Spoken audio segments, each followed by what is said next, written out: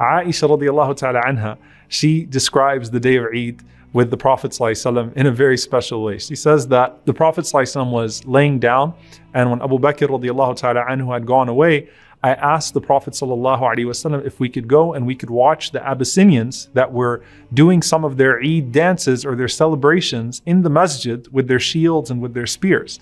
They had their special war dances and their dances of celebration, of course, with modesty, nothing haram within them. And they particularly were doing so in the masjid at the time of Eid. So Aisha radiallahu anha said, can we go and watch them? So she says that the Prophet ﷺ said, let's go and watch them. And he sat in front of me, sallallahu alaihi wasallam, and I put my head on his shoulder. So I put my chin on his shoulder behind him, sallallahu alaihi wasallam, and my cheek was touching his cheek, sallallahu alaihi wasallam. And we were watching the Abyssinians doing their dances, and the Prophet ﷺ said, carry on. And he allowed them to go and to go and to go. And Aisha radiallahu anha sitting behind the Prophet ﷺ, leaning her chin on his shoulder with her cheek to his cheek, watching.